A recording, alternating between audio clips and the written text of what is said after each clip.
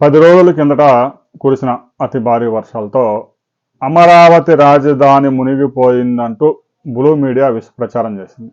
అమరావతి రాజధానిలో పునాదుల కోసం ఐకానిక్ టవర్స్ దగ్గర గోతులు తీసిన దగ్గర ఒక 2 గోతుల్లోకి నీరు వచ్చింది. సమీప ప్రాంతంలోని రోడ్డు నిర్మాణానికి తీసిన మట్టి వల్ల వాటర్ ఫ్లో వాగులోకి పోలేక ఆ గొయ్యిలోకి వచ్చింది. ఆ విజువల్స్ చూపించి అమరావతి రాజధాని మునిగిపోయింది, మేము చెప్తానే ఉన్నాం, ఇక్కడ అమరావతి ఈ ప్రాంతం రాజధానికి పనికిరాదని, చంద్రబాబు నాయుడు భవిష్యత్తులో ఇంకా ముంచబోతా ఉన్నారు, 1,00,000 కోట్ల రూపాయలు ఇక్కడ పోసి అని చెప్పేసి విష ప్రచారం చేశారు. 10 రోజులు తిరిగేసరికి రీలు తెలంగాణలోని ఎత్తైన ప్రాంతాలుగా భావిస్తున్న తెలంగాణ ప్రాంతమే ఎత్తైన మైదాన ప్రాంతం, పీఠభూమి ప్రాంతంగా ఉంటుంది. ఇక్కడ అమరావతి ప్రాంతమే మైదానం ఒక రకంగా చెప్పాలంటే. తెలంగాణ చాలా ప్రాంతాలు పీఠభూమే, తెలంగాణలో మైదానాలు ఉండే అవకాశాలు తక్కువ. ఇక ఆంధ్రప్రదేశ్లో అయితే డెల్టాలు కూడా ఉన్నాయి. అయితే హైదరాబాదు, మెదక్, సంగారెడ్డి ఈ ప్రాంతాల్లో గడిచిన 48 అవర్స్లో కురిసిన అతి భారీ వర్షాలు. ఆ కామారెడ్డిలో అయితే ఒకే రోజు 26 సెంటీమీటర్ల వర్షపాతం నమోదైంది. 26 సెంటీమీటర్లు అంటే 2 నెలల్లో కురవాల్సిన వర్షం ఒక రోజులోనే కురిసింది.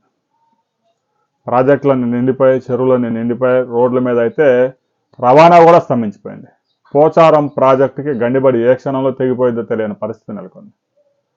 12 మంది చనిపోయారు, కొంతమంది గల్లంతయ్యారు, చాలామంది జల దిగ్బంధంలో చిక్కుపోయినాయి చాలా గ్రామాలు.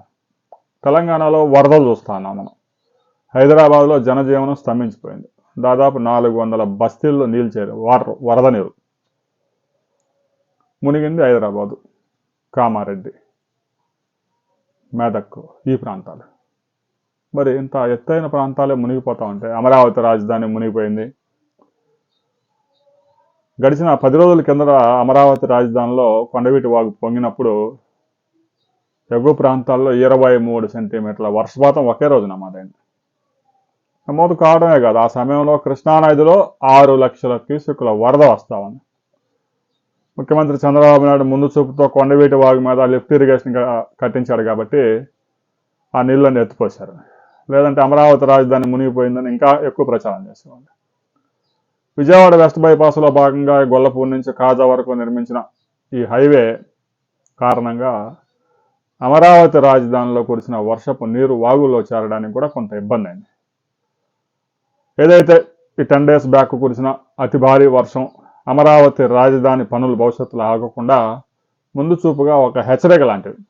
కొన్ని ప్రాంతాల్లో నీరు కొండ, కొన్ని ప్రాంతాల్లో కొంత పొలాల్లో నీరు నిలిచిన మాట వాస్తవమే. వర్షాలు పడితే నీళ్లు నిలుస్తాయి, నిదానంగా 2-3 రోజుల తర్వాత మొత్తం క్లియర్ అయిపోతాయి. ఇక మంత్రి నారాయణ కూడా అన్ని ప్రాంతాలను పరిశీలించారు. వర్షాలు వచ్చిన సమయంలో ఇండోర్ పనులు, వర్షాలు కొంచెం తగ్గుముఖం పడతాయి ఈ నెలపోతే, ఇక తర్వాత పెద్ద ఎత్తున అమరావతిలో చురుగ్గా పనులు సాగుతాయి. ఇప్పటికే అమరావతిలో ఐఏఎస్, ఐపీఎస్, జడ్జిల క్వార్టర్స్, ప్రధాన కార్యదర్శుల క్వార్టర్స్, గ్రేడ్ 1 అధికారుల క్వార్టర్స్, గ్రూప్ 4 అధికారుల అపార్ట్మెంట్లు నిర్మాణాలు దాదాపుగా పూర్తయ్యాయి. రాబోయే నెల రోజుల్లోనే ప్రారంభం చేసుకోబోతా ఉన్నారు. ఇక సిఆర్డీఏ భవనాన్ని ప్రతిష్టాత్మకంగా నిర్మించారు. 14 శాఖలు సిఆర్డీఏ భవనం నుంచి పనిచేయబోతా ఉన్నాయి. సచివాలయం కన్నా కూడా, ప్రస్తుతం ఉన్న వెలగపూడి సచివాలయం కన్నా కూడా ఎక్కువ మంది అక్కడి నుంచి పనిచేయబోతా ఉన్నారు. ప్రతిష్టాత్మకంగా ఆ భవనాన్ని రూపుదిద్దారు. రాబోయే 2-3 రోజుల్లోనే ప్రారంభోత్సవం చేయబోతా ఉన్నారు. ఇక సీడీ యాక్సెస్ రోడ్డు పనులు కూడా చురుగ్గా సాగుతూ ఉన్నాయి. ఏదైతే మంతెన సత్యనారాయణ రాజు ఆశ్రమం దగ్గర ఆగిపోయిన సీడీ యాక్సెస్ రోడ్డు ఉండవల్లి వరకు పనులు కొనసాగుతూ ఉన్నాయి. జాతీయ రహదారిని కలిపేందుకు అవసరమైన భూసేకరణ మొత్తం పూర్తి చేశారు. 650 కోట్ల రూపాయలతో టెండర్స్ పిలిచారు. పనులు దక్కించుకున్న సంస్థలు కూడా చురుగ్గా పనులు చేస్తూ ఉన్నాయి. అమరావతి రాజధానిలో టంకు రోడ్ల నిర్మాణం, 320 కిలోమీటర్ల టంకు రోడ్ల నిర్మాణం దాదాపు 6,000 కోట్ల రూపాయలతో చురుగ్గా సాగుతూ ఉన్నాయి. ఆ రోడ్ల నిర్మాణం కనుక పూర్తయితే అమరావతి రాజధానిలో కనెక్టివిటీ బాగా పెరుగుతుంది. ఇక రాబోయే 2-3 నెలల్లో అమరావతి ఇన్నర్ రింగ్ రోడ్డు పనులకు కూడా సంబంధించి భూసేకరణ ప్రక్రియ ప్రారంభం కాబోతా ఉంది. నోటిఫికేషన్ విడుదల చేయబోతా ఉన్నారు. ఇందుకు అవసరమైన ప్రక్రియను కూడా రాష్ట్ర ప్రభుత్వం పూర్తి చేసింది. రాబోయే కొద్ది రోజుల్లో అమరావతి రాజధానిలో ఒక పెద్ద పెట్టుబడి రాబోతా ఉంది. అది ఏ ప్రాంతంలో రాబోతా ఉంది అనే వివరాలతో మనం మరో వీడియోలో కలుసుకుందాం.